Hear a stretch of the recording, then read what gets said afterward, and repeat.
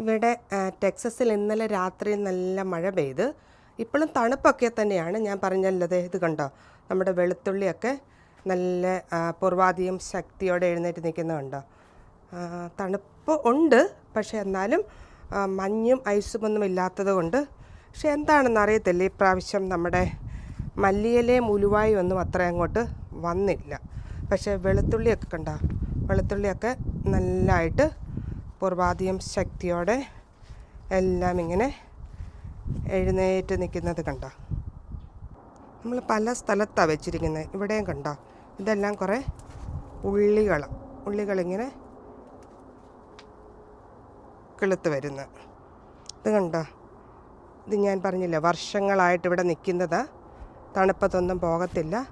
അത് പിന്നെയും തേണ്ട കിളുത്ത് ഇങ്ങനെ നിൽക്കുന്നു. ഇത് നമുക്ക് എപ്പോഴും ഇതിൻ്റെ ഇലയെടുക്കാം. എൻ്റെ ഇവിടെയും ഇത് സവോളയാണ്. അതിൻ്റെ കണ്ടില്ലേ, ഇച്ചിരി അങ്ങോട്ട് സ്ട്രോങ് ആയിട്ടുള്ള സ്റ്റെമ്മ് ഒക്കെ തണുപ്പ് കഴിഞ്ഞിട്ടിങ്ങനെ ഐസും സ്നോയും മാറിയപ്പോൾ ഇങ്ങനെ കിളുത്ത് വരും.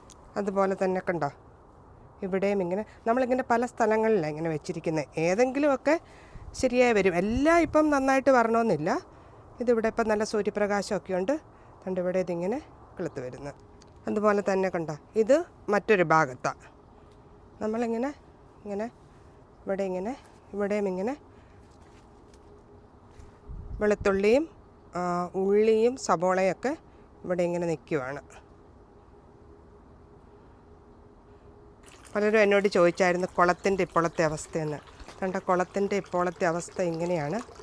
ഫിഷൊക്കെ ഉണ്ട് ഇവിടെ, പക്ഷേ നമ്മുടെ താമരയും അതെല്ലാം എടുത്ത് അകത്ത് വെച്ചിരിക്കുവാണ്. ഫിഷൊക്കെ വളരെ സന്തോഷത്തിലാണ്. അവർ നല്ലതായിട്ട് കണ്ടേ, ഒത്തിരി ഫിഷുകളുണ്ട്, എല്ലാം ഇങ്ങനെ ഓടിക്കളിക്കുന്നു. നല്ല രസമുണ്ട് ഇത് കാണാനായിട്ട്. നമുക്ക് വന്ന് രാവിലെ ഇറങ്ങിയൊക്കെ ഇരുന്നാൽ നല്ലൊരു എൻജോയ്മെൻ്റാണ് ഇതിനെ തന്നെ ഇങ്ങനെ കാണുന്നത് തന്നെ. ഇവിടെ മല്ലി വളരെ കുറവാണ് ഈ പ്രാവശ്യം. എന്താണ്ട് ഇവിടെയൊക്കെ ഇങ്ങനെ കിളുത്ത് വരുന്നുണ്ട് മല്ലിയൊക്കെ ഇവിടെ കിളുത്ത് വരുന്നു. പക്ഷേ എല്ലാ വർഷത്തെ അപേക്ഷിച്ച് എന്തോ ഈ പ്രാവശ്യം കുറവാണ്. എല്ലാം തന്നെ കിളുത്ത് വരുന്നത്, നമ്മളൊന്നും ചെയ്തില്ലായിരുന്നു. വേണമെങ്കിൽ അതിൻ്റെ അരിയൊക്കെ വേണമെങ്കിൽ പറന്നു പോയി, ആവശ്യത്തിന് അരി ഇല്ലായിരുന്നായിരിക്കും ഈ വർഷം കിളുക്കാൻ. പിന്നെ നമ്മുടെ മുരിങ്ങ ഇപ്പോഴും തണ്ട് ഇതിനകത്ത് ഇങ്ങനെ ഇരിക്കുവാണ്.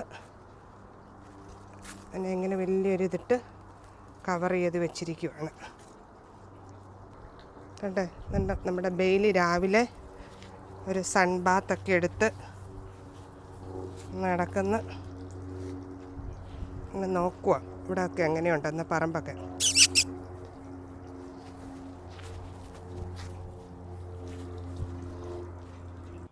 പിന്നെ തേണ്ട നമ്മുടെ വെജിറ്റബിളെല്ലാം ഉണ്ടോ, ഓമയൊക്കെ അങ്ങ് വരെ വളർന്ന് നിൽക്കുവാണ്. ബ്ലൂബെറി,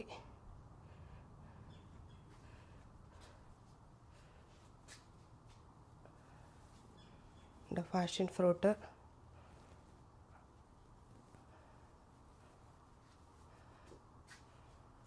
മുല്ല, പേര, എല്ലാ ചെടികളും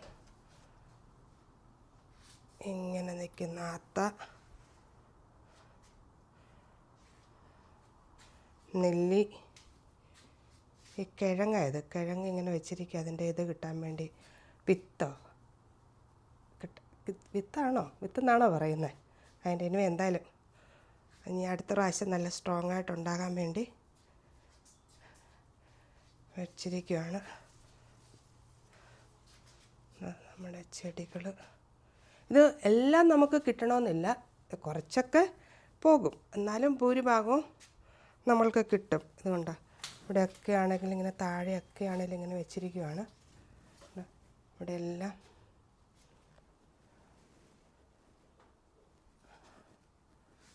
പാഷൻ ഫ്രൂട്ട്. ഈ പാഷൻ ഫ്രൂട്ടിൻ്റെ കായുണ്ടല്ലോ, അത് തണുപ്പ് കൊണ്ടത് വീണുപോയി, താഴെ വീണുപോയി. പക്ഷേ ഒരെണ്ണം നിൽപ്പുണ്ട് ഇപ്പോഴും. ഭാഗ്യം ഉണ്ടെങ്കിൽ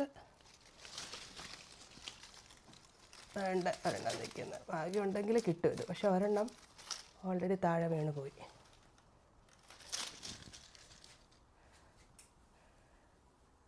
അതുകൊണ്ട് ഇവിടെയും ഇങ്ങനെ മുല്ല. ഇവിടെയൊക്കെ പിന്നെ നല്ല സൂര്യപ്രകാശം കിട്ടുന്നതുകൊണ്ട് ചെടിയൊക്കെ നല്ല സന്തോഷത്തിൽ നിൽക്കുന്നു. പേര.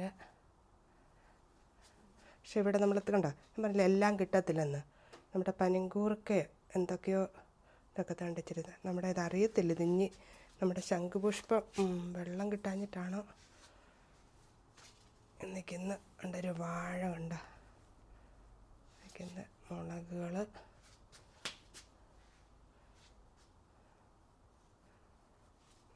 പല ചെടികളും. ഇവിടെ ഓർക്കിഡൊക്കെ ചകിരിയിലൊക്കെ വെച്ച് കിളിപ്പിക്കാൻ നോക്കുന്നു.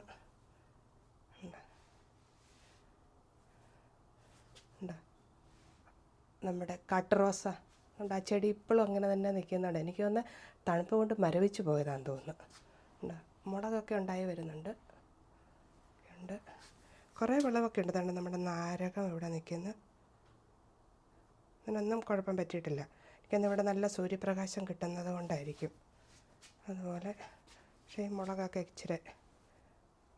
ഇച്ചിരിയൊക്കെ മാണ്ടുപോയി.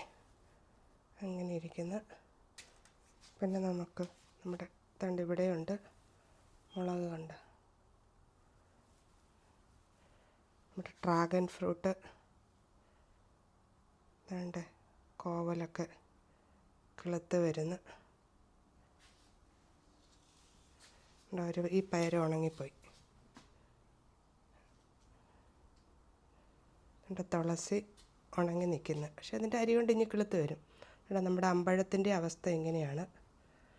തിരിച്ച് വരുമെന്നുള്ള പ്രത്യാശ ഏതാണ്ട്. എന്നിട്ടും അമ്പഴങ്ങ ഉണ്ടായി നിൽപ്പുണ്ട്. കിട്ടുമോയെന്നറിയത്തില്ല.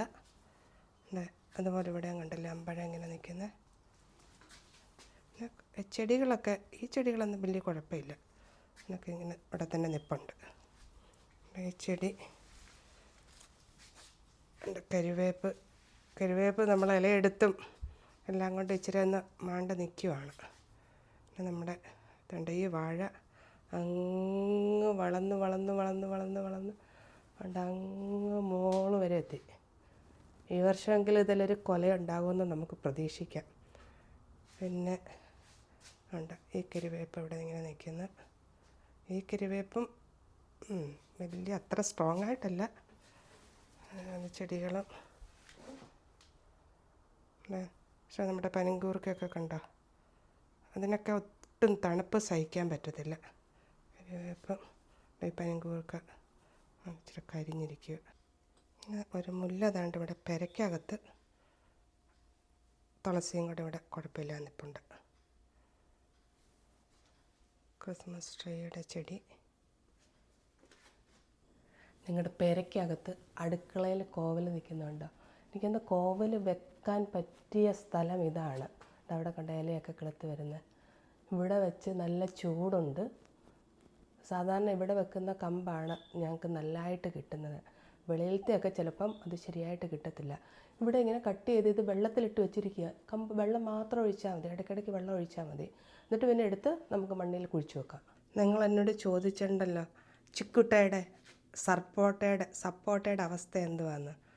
തേണ്ടേ ഇപ്പോഴും ആ കാ അങ്ങനെ തന്നെ നിൽക്കുവാണ്. വേറെയും കായൊക്കെ ഉണ്ടായിട്ടുണ്ട്, പക്ഷേ വലുതാകുന്നൊന്നുമില്ല. അതിങ്ങനെ ഇപ്പോഴും ഇങ്ങനെ തന്നെ നിൽക്കുക.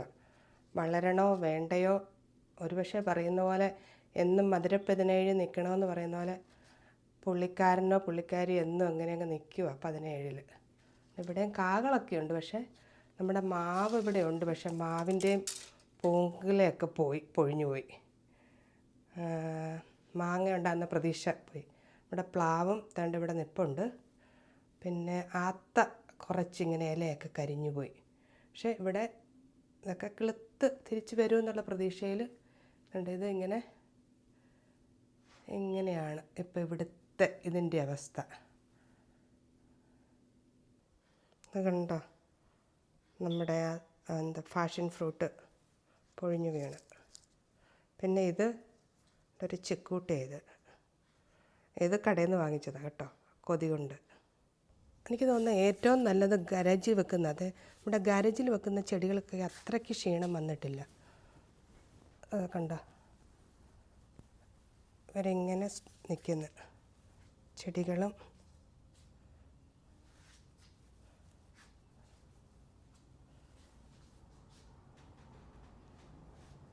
നമ്മുടെ മുരിങ്ങയൊക്കെ ഇങ്ങനെയാണ് കട്ട് ചെയ്താണ് വെക്കുന്നത്.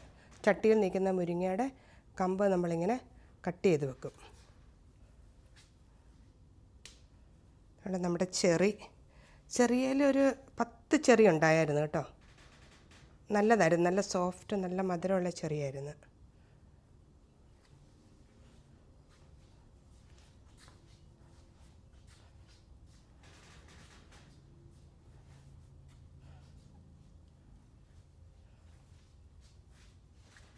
നിങ്ങളിങ്ങനെ ചട്ടിയിലെ മുരിങ്ങ എടുത്തിട്ട്, ഇതിപ്പോൾ വർഷങ്ങളായ മുരിങ്ങ കണ്ടോ, അതിൻ്റെ സ്റ്റെമ്മൊക്കെ നല്ല സ്ട്രോങ് ആയിട്ട് നിൽക്കുന്നത്.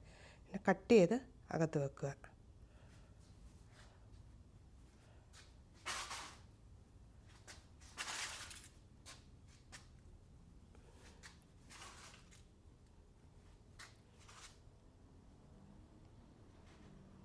ഇത് കണ്ടോ, ഇത് കണ്ടോ റോസ്മേരിയൊക്കെ ഇങ്ങനെ കരിഞ്ഞ് നിൽക്കുന്നത്. ഇത് കണ്ട് ഇവിടെ നമ്മുടെ പനികൂർക്കയുണ്ട്.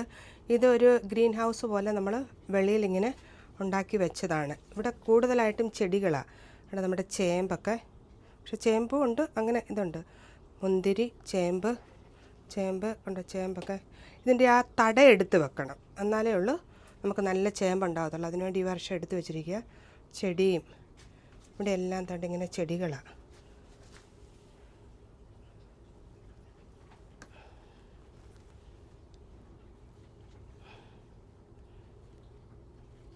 ചെടികളെല്ലാം ഇരിക്കുന്നത്, പലതരം ചെടികൾ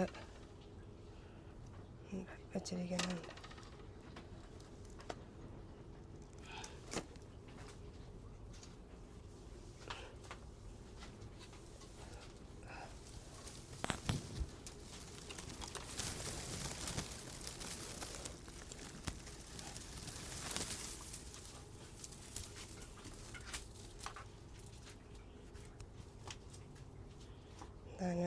ലൈറ്റും എല്ലാം ഇതിനകത്തിട്ട് വെച്ചിട്ടുണ്ട്.